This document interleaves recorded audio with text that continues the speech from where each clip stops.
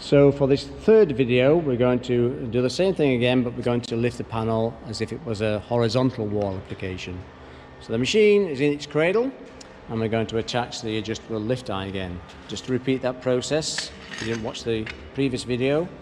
So the cam here goes into the slot here. And rotate the cam until it's locked in position. And to remove that, you pull the pin at the bottom, and rotate the cam back so it's aligned with the hole and lift it away. Okay. And we'll show you now how you adjust the position on this. There's two positions on this adjustable lift eye. To adjust it, you press the pin, the end of the pin, and pull it out. Reposition that. Slot the pin in.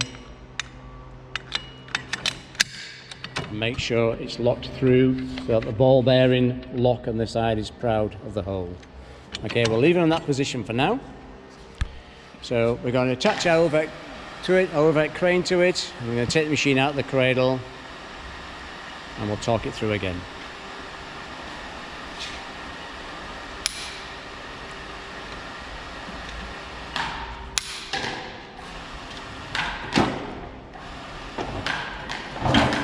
Lay the machine down on its back,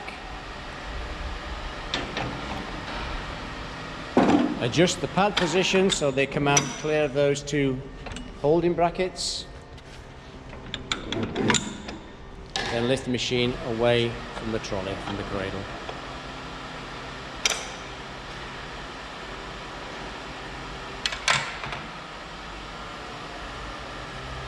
So we're going to go across to our short panel again.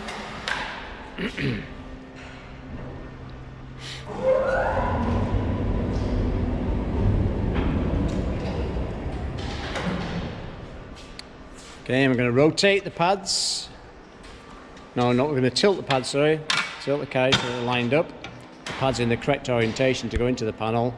We can switch it on at the bottom. Remember, leave that switched on for the full working session. Reposition the pads so that they'll fit in the two outer valleys of the RW panel.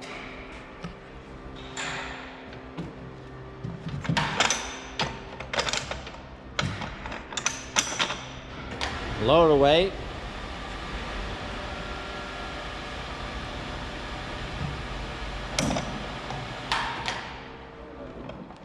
Again, you've got two pads in the outer valley on each side of the machine, and you've got all the weight of the machine bearing down the pads. Now, with a vertical lift, I told you to put the machine towards the top of the panel, ideally a quarter to a third of the way down. With a horizontal lift, you want the machine to be exactly in the middle of the panel for balance when you lift it. So we've got it approximately in the middle now, and we're going to activate suction. Remember to squeeze these blocks together.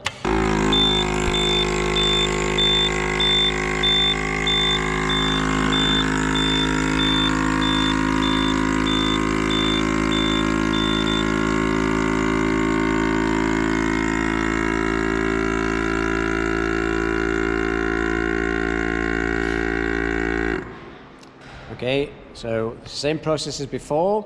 As I activate its suction, these pads will pull down to the panel surface, so you need to make sure there's nothing foul in those.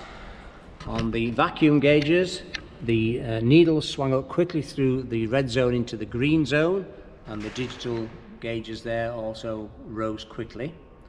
And the red light and the acoustic warner went out, and when a green state was achieved, the green light came on, and at that point you're safe to lift, although the vacuum pump continued for another 10 seconds or so.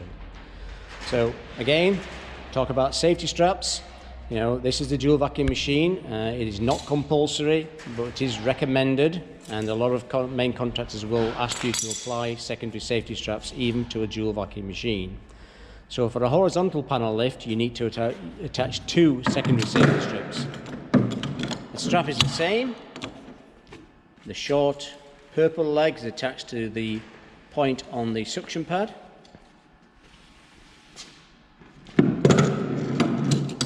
So we're alternating now, one towards the top of the panel and one towards the bottom.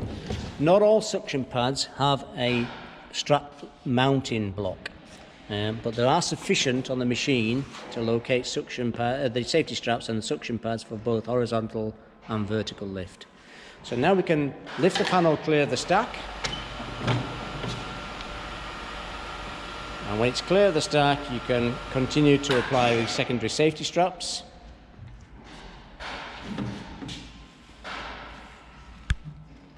Again, as before, they simply loop round the panel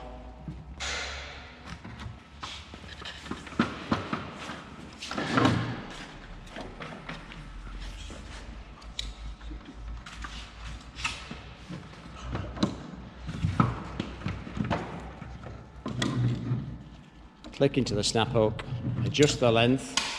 This is the one we adjusted earlier for length, so it's fairly snug, but you can still get the loop out of the snap hook quite easily.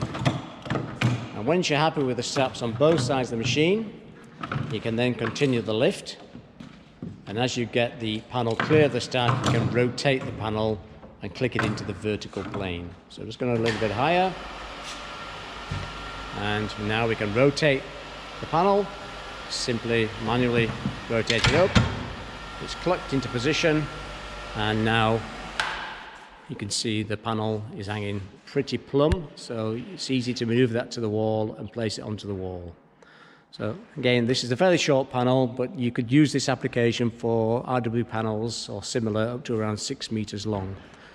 We're not quite dead center, so we're hanging a little bit down on the right hand side, but if the machine was exactly in the center, that will be hanging flat and level.